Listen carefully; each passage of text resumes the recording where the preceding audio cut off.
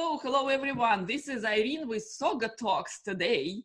Hope everyone doing well. And as you know, weekly I talk to fascinating people in tech. I talk to influencers, speakers, authors, experts, and entrepreneurs. And I get all this collective wisdom, and I'm happy to share it with you every week on LinkedIn, Twitter, YouTube. There are multiple ways to connect to SaugaTalks. So please do so. Today, with me here today is Avrohom Gottheil. Avrohom, if I'm mispronouncing last name, I apologize deeply. Welcome. Thank you so much, Irene. It's a pleasure to be here.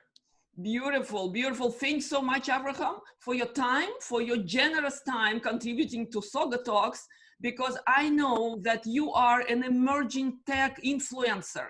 You're doing a lot for business community because you're amplifying your client messaging, your client story through Ask the CEO media. Is that true? Yes. There's so much noise out there. Everybody is always peddling their wares. If you go on LinkedIn and you go on Twitter, everybody's always posting about themselves and everybody's the best. Everybody's a leader because otherwise we wouldn't be posting. So then what ends up happening is there's just so much noise out there. You can't really notice anything and everybody's messages just get diluted. So what I do is I work with my clients to help them get their messages heard over the noise on social media. This is beautiful. This is beautiful and unique in every way, because we know, right? Every company, every group of people has its own way to contribute to the, good of the humanity. So today, Avrohom, I'm anxious to talk to you about. I'm very excited to be here today with you because we talk a lot about tech. We talk a lot about emerging tech because actually, right, everyone is a futurist today. We all want the predictions. We all want to know what happens after, okay? And everyone defines their after in their own way. So some say it will be new normal. Some say it will never be normal. So yeah, good. Thank you for joining again. So let me begin with very open question. Where in tech you find your interest? What's kind of making you tick when we look at AI and maybe IoT and maybe 5G, all these big promises? Where do you find the interest for you these days? Mm-hmm. So I love the way you introduced this conversation, which is, the tech for good, right? I mean, I look at it, what excites me is the human element. How can we benefit humanity? How can we benefit just we as individuals, not just, society at large doing all sorts of, great things on a global scale, but just, on a scale, you and me, what can make our lives better and easier? And just a little background, I'm a techie. I love technology. Ever since I was very young, I would play with computers. When I was 13, I would read C programming manuals. So I'm like really entrenched in technology, and I love high tech and I love toys. And you see the high tech background behind me. I mean, that's what I'm all about. But yet at the same time, I live in the real world, I have to pay bills. You have to pay bills. We have to navigate, through the intricacies of daily life. We're running businesses and we need to take care of that. And I'm sure everyone else is dealing with the same thing. So when it comes to areas that excite me, those are the things that excite me. So I'll give you an example. So let's talk about some exciting tech right now. IoT is a big word. Everybody's connecting everything to the internet. I don't know if there's anybody out there that doesn't have something connected to the internet. I've got smart lights and all sorts of smart gadgets that I go on my phone and, turn it on and off and have lots of fun with it. We have smart refrigerators now, where you can just place an order, for groceries. But here's some of the cooler technology that's coming out, or it's actually available, although not really mainstream yet. So imagine you walk up to your refrigerator one morning and say, "Hey, refrigerator, do we have milk?" And your refrigerator will say, yeah, boss, but at the rate that you're consuming it, it's going to be gone in 5 minutes. Would you like me to restock it? Amazon has a special right now, and we can get it ordered in an hour with the drone. So, this is really cool technology where, first of all, not only can you speak to your refrigerator and your refrigerator can speak back to you in natural language, but your refrigerator knows how to measure how much milk is in the refrigerator, and also it can calculate the rate of consumption. And it understands that the reason why you're asking is because you want your refrigerator stocked. You're not just asking a dumb question. And so it takes the initiative. It knows your profile, it knows your preferences, and it knows where you like to shop. And it knows that it's already linked to your Amazon account. I'm picking on Amazon because it's Prime Day and they've got some great sales, so maybe they'll send me a few props. And it facilitates that connection and does that for you. So that convenience is, that technology is here today, and that convenience is what's going to be driving these innovations in the industry. Now, if you ask me if that's exciting, I would tell you that's no. Exciting. I'm asking you, I would tell you no. Talking back to me, exciting. Yes, it is. Do I want to talk to a refrigerator only in my life? No, I'm not. So, yeah. Please. Why did I say no? Why did I say no? The reason why I said no is because there's something even more exciting about it that's going on behind the scenes. So yes, this technology is exciting. It's exciting for consumers. But let's think about it. How does this technology come to market? We're all out there talking about it from the consumer perspective because they are the end user. They're the ones that actually use this technology. But there are people that are investing in this technology. They're producing this technology, all that R&D that goes into it. And if we look at this year, all right, we're making this recording in 2020, a year that'll go down forever as the year to be avoided, the year that was completely upside down.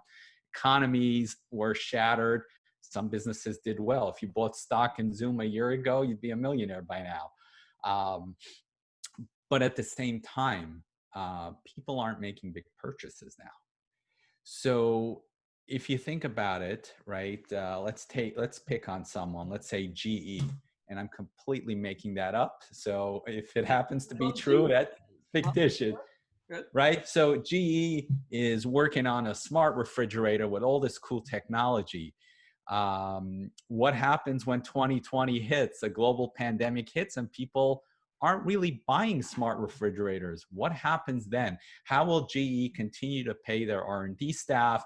How will they continue to stay in business and continue innovating? So there is this technology called conversational commerce, all right? And what I mentioned to you earlier, that's part of it. Conversational commerce is really connecting to a business using some kind of a natural language. So it could be voice, it could also be text. I could just send a simple text message to my refrigerator. Do we have milk? And then using some kind of a natural language processing, some kind of an AI algorithm, it knows how to connect the dots.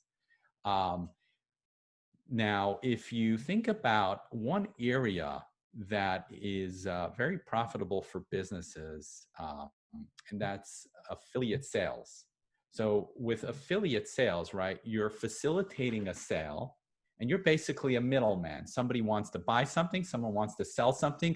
You're in the middle, you make the sale, boom, you get a commission, right? Think of Uber, think of Airbnb. These are big names in the industry. They're making lots of money and they don't even have anything.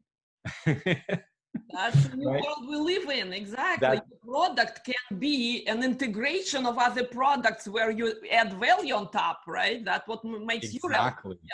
Yep. So GE, and again, it could be anybody, it could be Samsung, by facilitating that sale of milk, between you, the end user, and Amazon, the supplier, who has a whole chain of suppliers down the line, you get maybe 3.5 cents commission times millions and millions and millions of consumers. So what this technology has done is that it has converted a single transaction, sale of a refrigerator, into a new stream of recurring revenue. And that excites me. Don't we love that? I am with you. I'm with you there. You know, the moment you mentioned GEs of the world, and we're using GE as a good example, as a huge behemoth, as a big company with lots of legacy products, with lots of innovation going on, all right? And what I understand, digital transformation is not a cliche word anymore. This is today. It was accelerated tremendously, more than any of us would hope. Prior to 2020. So all I'm saying is that companies who will be relying on digital more than ever, if they don't already, those companies need to see the light, you know, at the end of this tunnel. Where do you see the future for companies who were innovating? They are innovating, but it's not innovative enough. Yeah, exactly. You know, companies are looking at their balance sheets. Everybody, as part of this digital transformation, you know, everybody is asking themselves, great, yes, we have to implement new technology, but we cannot afford to implement technology for technology's sake, just because it's cool, because we have salaries to pay. We have to make sure that our business remains profitable so that we can be here tomorrow.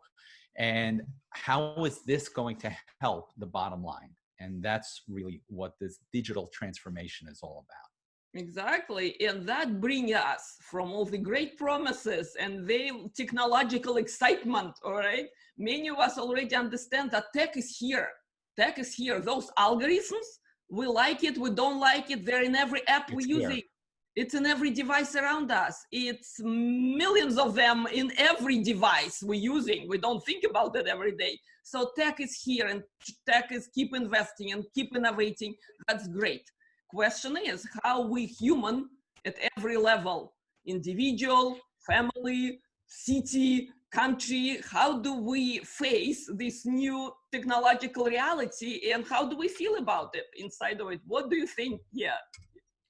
That is such a great question. I get asked this question all the time.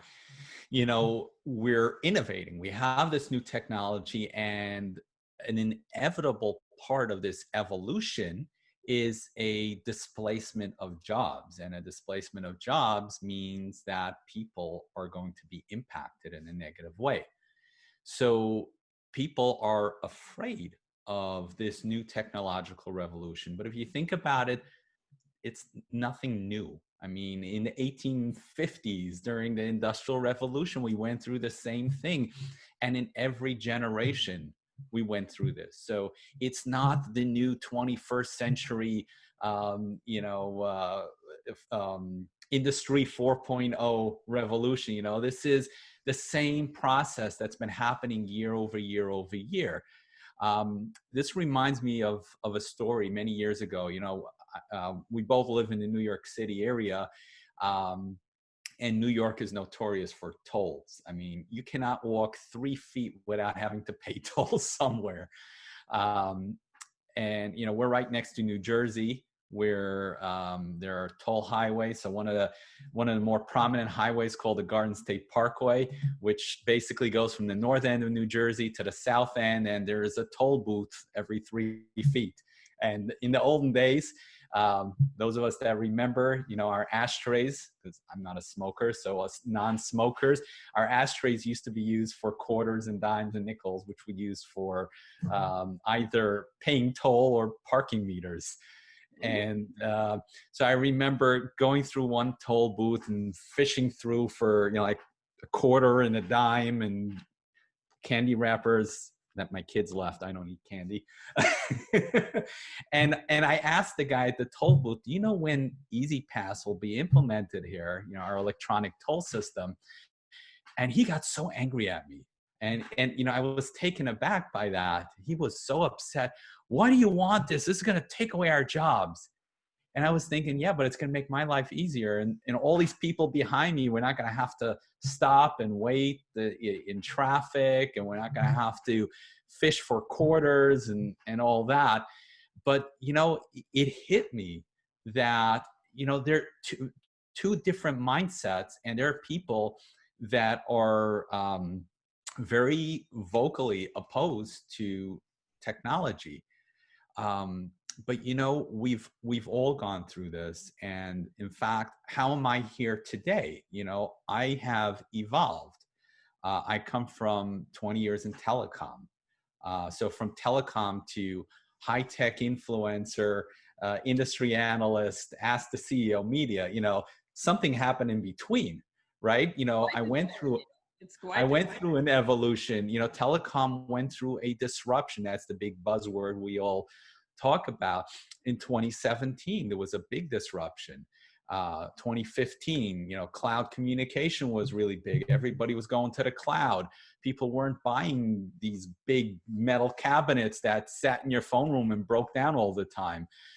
You know, 2016, people started to seriously consider cloud communication. 2017, a major manufacturer went through a bankruptcy, and nobody wanted guys like me who were consultants in telecom. And, you know, of course, the industry came back a little bit, but that got me thinking, you know, at this stage of my life, I've invested 20 years in a career in technology. I don't want to be subjected to these ups and downs and cycles of disruption. I want to be ahead of the curve. And I put in the initiative. I took the initiative and put in the effort to educate myself. And I didn't have money to educate myself. I actually, you know, took the resources that we had, which is the internet, and it's free and available to all of us. And I learned. And you know, some of us might be in different fields and it might be harder, but there are people, you can make friends, you can join communities. I mean, listen to podcasts like us. That's what I did.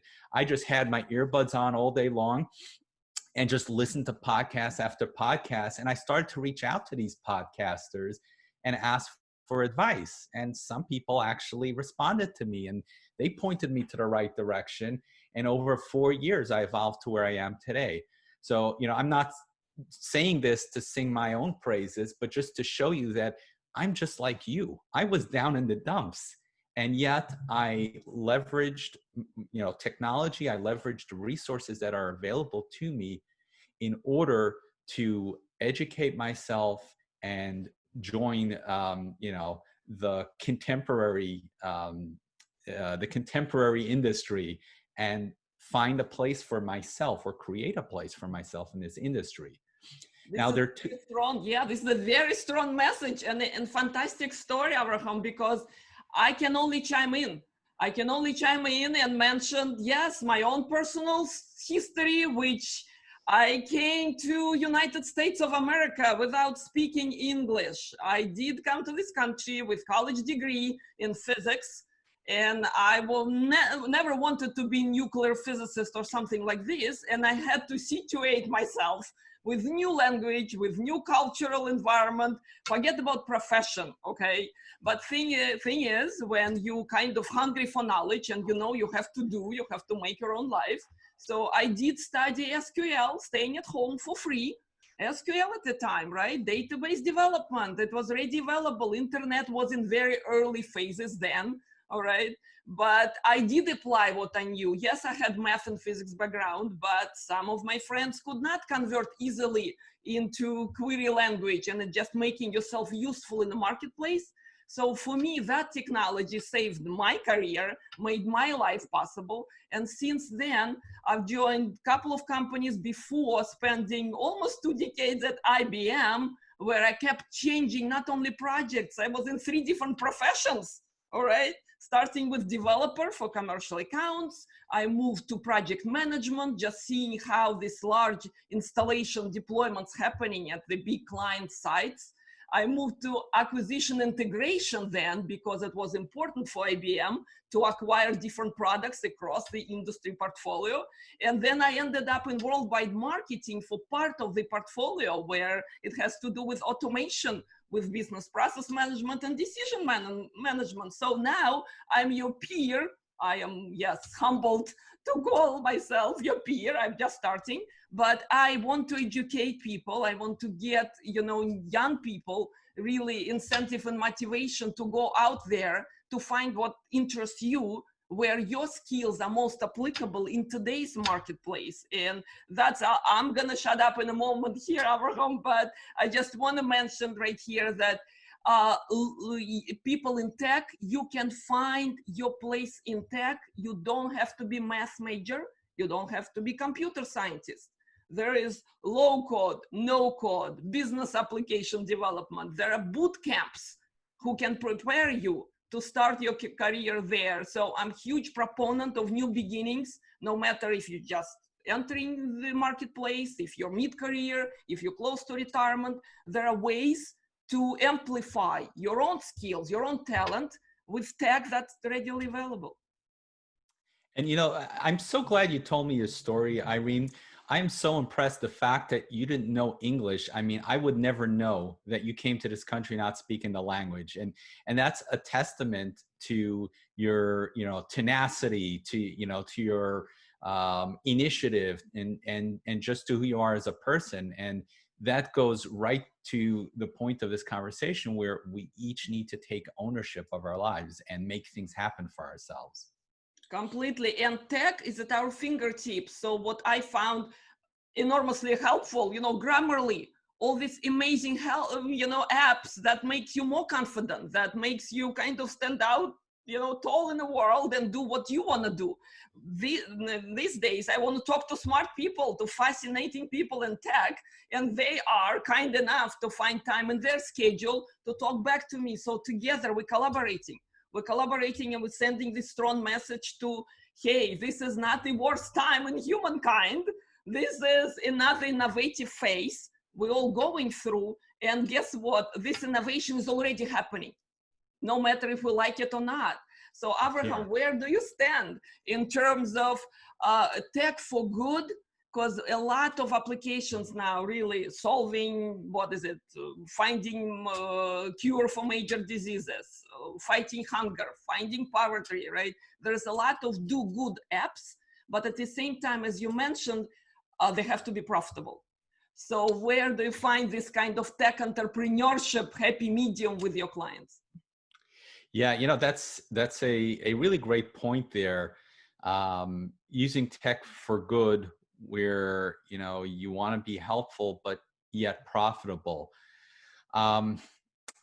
One area that I'm very vocal about is I don't know if we would call this eliminating hunger, but it's more of it's more of helping the people that work for your company.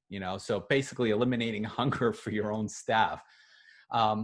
So we talked about automation. We talked about how people need to take their own initiative. Now, at the same time, though, you have companies that are innovators and their businesses are changing and they have jobs and people are losing jobs and then they're hiring new people. Now, we all know when it comes to hiring and firing, there are costs associated with that. Very sensitive area, very. It's a very sensitive area. And when you fire somebody, there's some kind of a severance package. It costs the company money. We'll talk about the individuals in a moment, but cost the company money. Then the HR process, recruitment costs money. You need to hire people to go out and look for people. That costs money. Then when you hire somebody, depending if that person was hired directly or through a recruitment company, there's a cost associated with that. And then on top of that, there is a risk. You don't know what you're getting for the first 6 months. The person might be good, the person might not work out.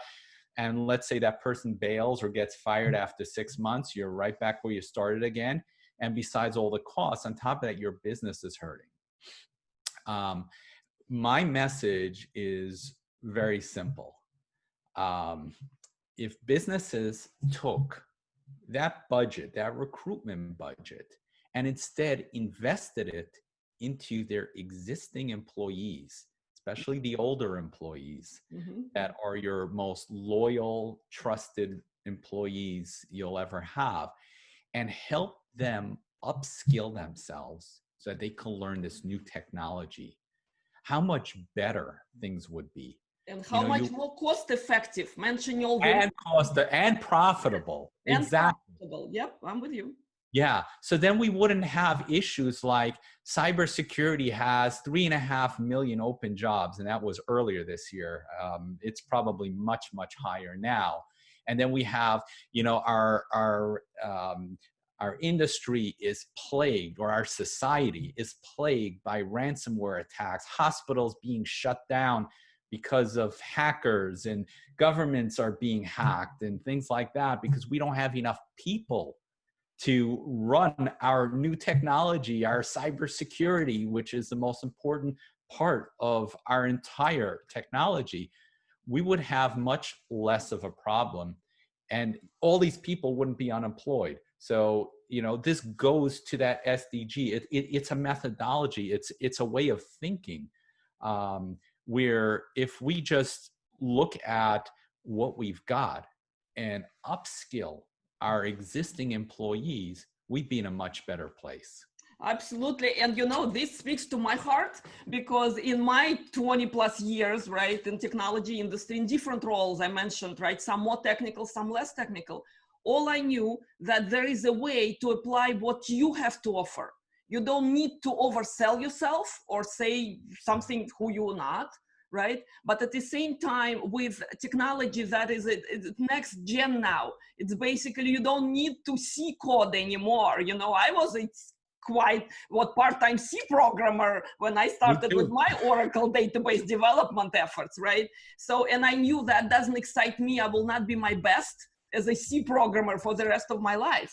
So I had to pick something that speaks to me where I'm more successful. And again, mentioning I made my life working this way.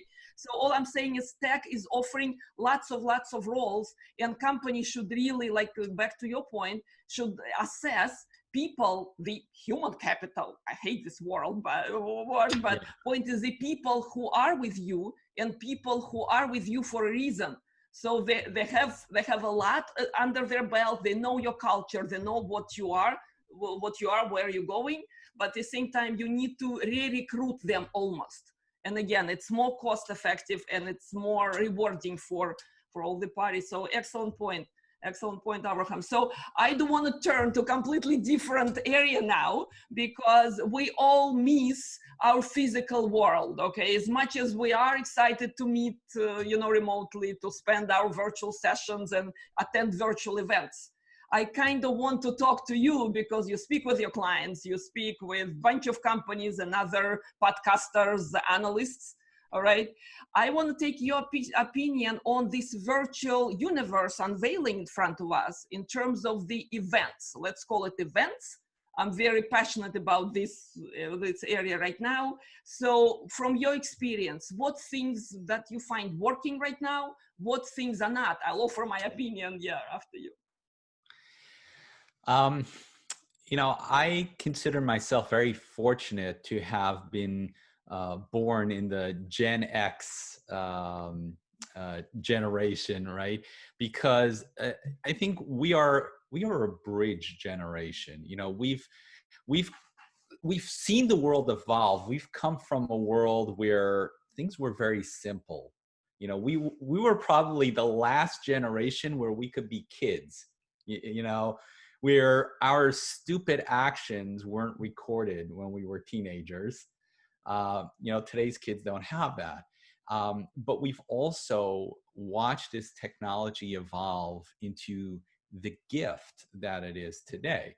So you mentioned virtual events, right?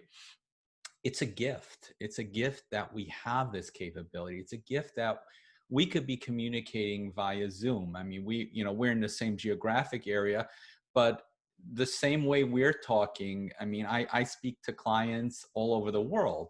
You know, I've had sessions like this with people in Australia, and it was really cool to be able to do that. So it literally removes the geographic boundaries and enables you to be productive, to be able to accomplish whatever it is you want to accomplish without all those limitations that the previous generation had to deal with. At the same time, we also need to recognize the fact that there are certain elements that are missing, right? I mean, you know, people crave that human connection. Just being close to another person physically, it's not the same. You know, we're looking at each other face to face, but we're not face to face. Something is missing. And you know, I'm not a biologist, or I don't know what they call those people that study human biology, but you know, there might be, I don't know, certain hormones or certain We are brain social chemicals. beings. We're definitely social animals. That's what you're referring Yes, yes, exactly. So there is definitely something missing, and I feel it. You know, when I go to an event, a live in-person event, I feel the energy. You know, I don't have to do anything different. I just feel the energy of, you know, everybody, the ambiance around me. When I'm at a virtual event, I'm basically sitting at my desk doing the same thing I do every single day, and I've got something up on the screen. It's not the same. Yes, I can conduct business. So, you know, we could make money, but we as people, we're missing something. Now, here's the interesting thing. You know, there's this discussion, and you know, we actually had this discussion offline about introverts versus extroverts going to these events. The elements in all this, right? How different personalities handle, yeah, the reality. How different personalities handle this. Now, here's the thing. You know, people might not know this. I'm actually an introvert. But yet I love events. So how does that reconcile? I heard a really great definition for introvert and extrovert. It's not what we think. An extrovert doesn't necessarily have to be the life of the party, and have to be noisy. And an introvert doesn't have to hide in their corner. I heard that the definition of an introvert is somebody that that recharges internally. When you need to recharge your energy, you know, you go to a quiet room, you listen to some music, or you read a book, and you relax for a few minutes or a few hours, depending on the stimulation, and then you're back in business. But it doesn't mean that you don't enjoy going places and going to big parties. And extroverts need that loud stimulation in order to recharge. And So yet sometimes extroverts need time alone to also kind of process all this noise, right? And process, what is it, digest all this excitement, right? Because for extroverts, right, people excite you, people inspire you. At the same time, you cannot handle all the noise all the time. So we all, by the way, all borderlines. You know, there are no pure types anyway. So exactly. So, you know, when I go to these events, I take it all in. You know, I enjoy it. To me, I love the people aspect. You can't do this when you're sitting behind a computer screen. I mean, you know, I'm at an event, I'm talking to somebody, I see you down the hall.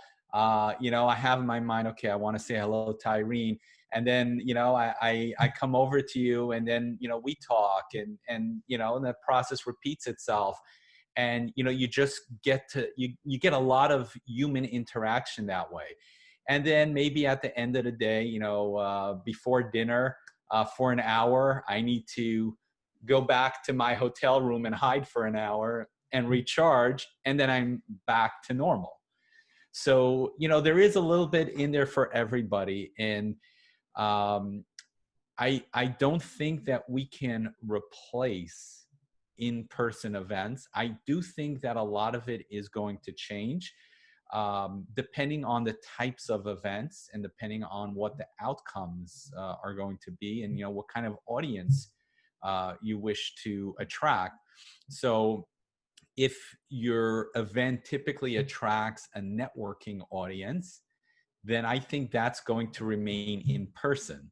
2020 will pass, 2021 will pass. We don't know when this thing's going to finish, but it's going to end. It will be over one day. It will be. Yes, and absolutely. Soon, we're talking about months. I don't think it's going to be, 6 years or anything like that. But by this time next year, we'll be on our path to back to the old normal in some respect.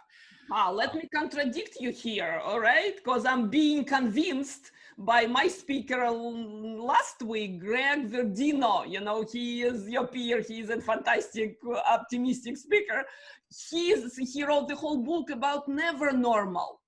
Never normal. So what you're talking about, I think, is really that we'll be able to overcome the COVID dangers and risks, right? And we will pick the right model. So virtual events will still be there for those, like you said, you don't need to travel to Australia for 27 hours, to have a meeting or to have even one-day event, okay? At the same time, when you feel you need this excitement and this inspiration, you will go to physical event. You will be just a little more choosy this time, right? You don't need to travel the globe all the time because so many people spend their lives on the planes. I don't know if that's wise.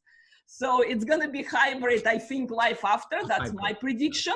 Irene's prediction, 2021. All right. So how do you feel, Avrohom? How can technology companies, big tech, middle tech, small tech, can make our virtual life better right now? How technology companies can make our virtual lives better. That's a tall order right there. Yeah. I think if you look at the big techs, look at IBM, you look at Hewlett-Packard, look at Microsoft, they have adapted to the virtual world of 2020. I was just a participant of IBM's Think 2020. Think is their big event.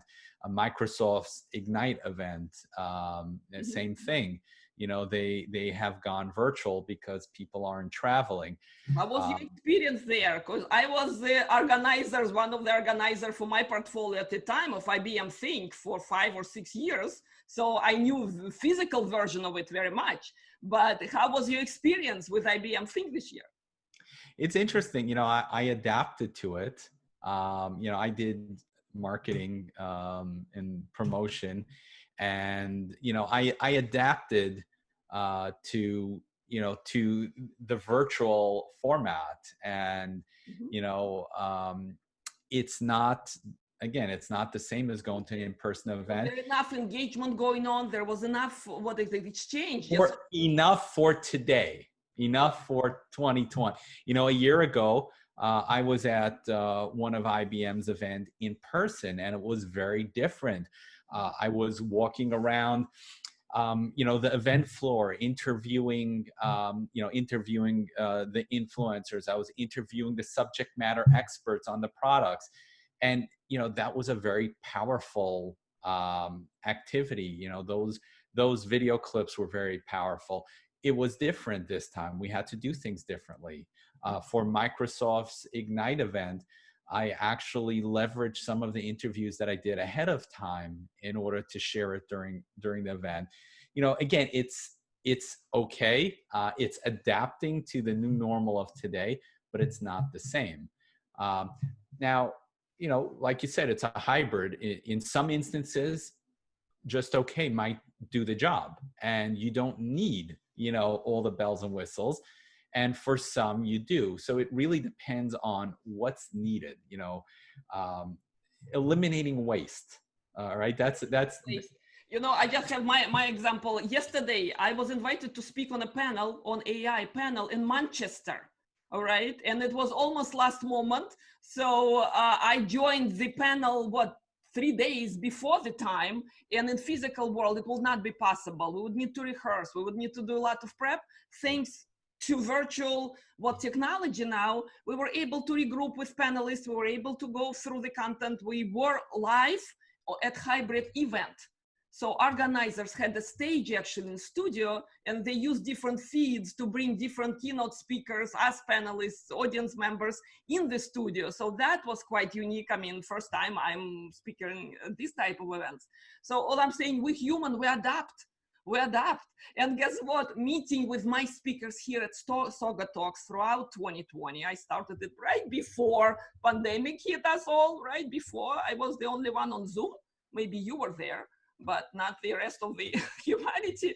So just learning, meeting my guests, making friends through Zoom, you know, that's enormously rewarding for me. And guess what? After speaking with you today, I will feel inspired and excited for the rest of my day, almost like if we met at physical event. It's not the same, but to me, I trained my brain, I guess, and my, you know, whole being, taking advantage of, hey, this is human interaction. This is new idea. This is new things to think about, right? Where to go next. So it's like you said, it's okay, right? For today's world. Yeah, we'll be happy to meet one day and have a conversation and cup of coffee in one of the nicest places, yes, where these conferences normally, right? So Avrohom, thank you. Thank you so very much. So in closing today, I kind of want to leave our audience with maybe a couple takeaways from you. I mean, we started with high tech, we started with big tech, with big promise, and our refrigeration and our iron and ironing board talking back to us. This is exciting. My car actually parking better than I can park that car today. So that's for sure. My car sends me emails, you know, how the tires are doing. Be careful what you tell back to your car, because it will be recorded and used against you. So anyway, so I guess we don't just hire our car lawyers yet, you know, to defend ourselves against our... That's a new industry, by the way, if anybody wants to innovate, for all your entrepreneurs out there. That's coming. What is it? Legal tech against all the devices and all the like cool stuff we acquire. And if things turn against us, robots versus humans. So anyways, right, we did talk about big promise, we did talk about big excitement, and also the human element. I loved how you brought the business side of it, and really how we feel human inside, insecure sometimes, and we need new inspirations. So thank you so very much. How about a couple of takeaways for the audience, how they can feel better after they listen to us today? Yeah, I would say my biggest takeaway for the audience is, you know, as we're contemplating what our next step is going to be in our careers, you know, this wave of automation is looming in front of us, and we know we're going to be next, you know, next to get hit. And there's all sorts of fears going through our minds, and how can we embrace this change and become a part of this new world without it negatively impacting us. So, you know, the biggest takeaway that I can give you is that the thing that is the most valuable today is how you can bring value to others. Think about it, right? Manual labor, it has no value anymore. You know, how hard you work has no value. The only value that, it's a mouthful, the only value that has value is what you can bring to others. Each and every one of us is unique. We each have this thing about ourselves, right? We're both doing the same thing, yet we're different, right? And we each have our own flavor in how we do it. So look inside yourself and leverage that part of yourself that can uniquely bring value to others, and that can never be disrupted. And if you do that, your future will be safe and secure. Nicely put. Well said, Avrohom, well said. Just to finish this talk, reach out to Avrohom, reach out to me if you need this inspiration, if you want business to flourish, okay? Help us to help you. And this way we can do something great, yes. Mm-hmm. You're welcome. You're saying something else? No, just pointing there to. Yes, yes. Ask the CEO. This is a brand to hold on to. Avrohom, thank you. Thank you so very much. I loved our talk today. I hope the audience find it of value. And we're really here to help those who need help right at the moment. Thank you. I appreciate it. Thank you so much, Irene. It was a real pleasure being on your show today.